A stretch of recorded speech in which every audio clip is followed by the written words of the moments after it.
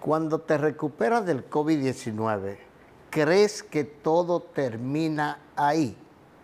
Pues yo creo que no. Pienso que justamente a partir de que te curaste o que estuviste negativo con una prueba de PCR para COVID-19, es muy posible que en lo adelante vengan otros problemas que vamos a tener que enfrentar y vamos a tener que tratar.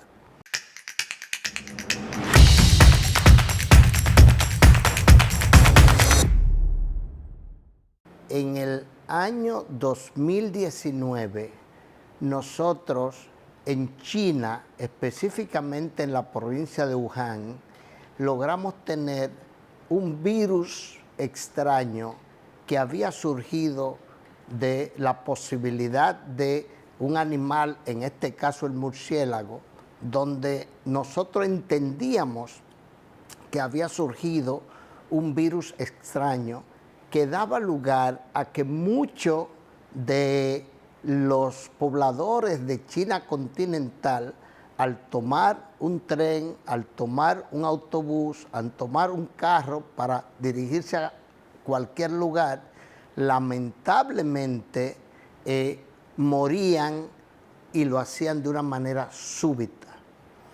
Y justamente al final del camino, la muerte en esos pacientes, aunque se pensó en principio que era un tema respiratorio y por eso se describió como un síndrome respiratorio, al final del camino lo que hacían era un síndrome de coagulación intravascular diseminada que naturalmente le llevaba a la muerte y lo hacía de una manera súbita. Pero ¿qué sucede? Que normalmente en promedio estos pacientes podían tener una evolución de su enfermedad que no iba más allá de unos 12, 14 días en cuanto se refiere a lo que incluía el periodo de incubación, la parte de la enfermedad como tal, las manifestaciones clínicas y lo que parecía su recuperación. De tal manera que entendimos que una vez pasaba todo este proceso, pues naturalmente el que superó la enfermedad, en definitiva, ya no tenía por qué preocuparse porque se supone que había superado la enfermedad. Lamentablemente, empezamos a encontrar que aproximadamente unos 4 semanas después, unos 6 meses después, y es muy posible que consideremos 1 año, 2 años después, en la medida en que le demos seguimiento a este virus y a lo que son sus variantes, pues es muy posible que en esos casos en particular empezara a aparecer una cosa que se llama o un problema de dificultad respiratoria o un cansancio extremo. Ahí empezamos a investigar si podían haber realmente secuelas o lo que se llama el síndrome de COVID-19 prolongado, o podría pasar sencilla y llanamente el síndrome de COVID crónico o lo que se llama síndrome postagudo realmente, donde lamentablemente los pacientes tenían una serie de manifestaciones clínicas que empezaron a aparecer tardíamente y ya he definido unas 4 semanas, unos 6 meses y a veces un poco más allá que nos acercaba al año y posiblemente a mucho más tiempo cuando ya superemos los 3 años que más o menos ha tenido la evolución de lo que es la pandemia, que aunque ha amainado, pero todavía nosotros podemos esperar casos que dan o permiten la presencia del virus en lo que es la población del mundo. Hay estudios que se han hecho específicamente en Clínica Mayo, donde se han investigado, por ejemplo, 147 pacientes que antes de padecer COVID no tenían absolutamente ninguna enfermedad, absolutamente ninguna, pero tuvieron COVID. Y entonces, ¿qué ocurrió a esos 147 pacientes? Publicaciones que se hicieron fundamentalmente en marzo del año 2022 y que se hicieron otras investigaciones similares en lo que es abril del mismo 2022, que son, desde el punto de vista bibliográfico, estudios, datas que fueron colectadas en 147 pacientes. ¿Y qué pasó? Que esos 147 pacientes, en el tiempo que ya les he señalado, tuvieron una cosa que se llama problemas respiratorios y un cansancio extremo. ¿Qué sucede? Que entonces le dimos seguimiento porque esos pacientes eran sanos hasta antes de padecer el COVID y lamentablemente ya venían con los problemas de dificultad respiratoria o falta de aire en ocasiones y el problema del cansancio extremo, que entonces empezamos a hablar de lo que se llama el síndrome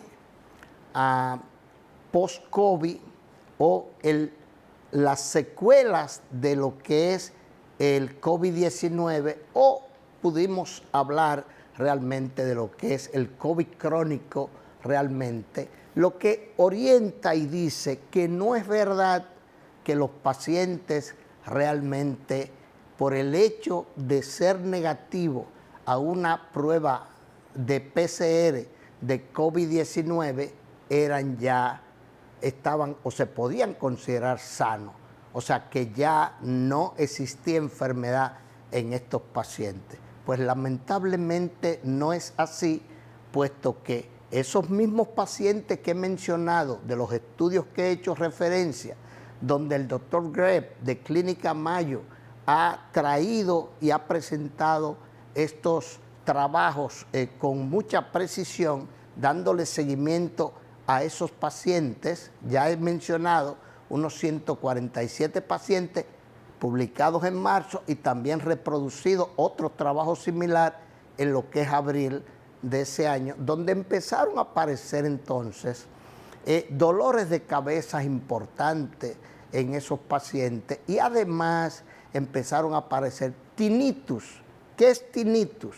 Tinnitus es una especie de sonido persistente en el oído medio que naturalmente es parte de lo que es el síndrome post-COVID o de las secuelas como consecuencia del COVID-19. Ahora, ¿qué pasó?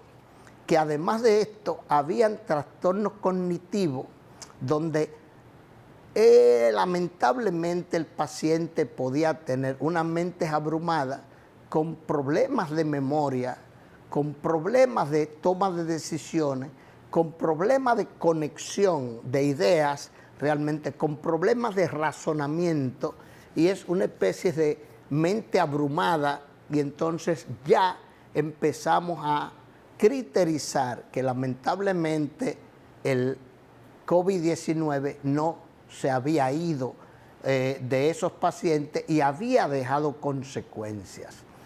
Pero cuando vimos más adelante nos dimos cuenta que lamentablemente esos mismos pacientes tenían un problema importante, y es que tenían muchas manifestaciones clínicas a nivel de lo que es el tubo digestivo. ¿Y qué cosas tenían estos pacientes? ¿Cuáles eran los mayores problemas que tenían en el tubo digestivo? Bueno, lamentablemente estos pacientes iban a tener náuseas, iban a tener vómitos ocasionales, iban a tener diarreas, iban a tener estreñimiento o constipación, y también podían llegar a tener problemas como tenesmo. ¿Qué es tenesmo? Tenesmo es que tienen urgencia rectal. Eso es, que van a evacuar al baño y se quedan con el deseo de evacuar, y al quedarse con el deseo de evacuar, después que terminan de evacuar, tienen que regresar de nuevo para terminar de hacerlo. Pero lo que es peor, esos pacientes pueden llegar a tener sangrado. Y además de tener sangrado, esos pacientes pueden llegar a tener lo que se llama intolerancia alimentaria. Entiéndase, que una persona que no era intolerante a ningún tipo de alimento, posterior al COVID, como secuela del COVID, no era por no haberse curado y haber dejado esas secuelas propias de esa enfermedad, lamentablemente ahora es intolerante a determinados alimentos realmente. Y lo que también ocurre es que los pacientes pueden tener problemas de motilidad. ¿Y qué es eso de problemas de motilidad? O que esos pacientes pueden tener trastornos de la deglución. Eso nosotros, los especialistas en vías digestivas, le llamamos disfagia. Lamentablemente no pueden tragar bien, y al no poder tragar bien, lamentablemente tienen lo que se llama dificultad para tragar, y se le hace difícil poder hacer la digestión adecuadamente.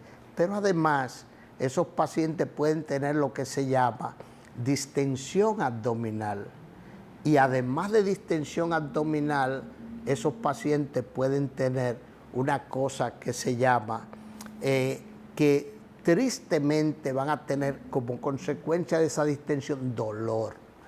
La pregunta es, ¿por qué ocurren estas cosas?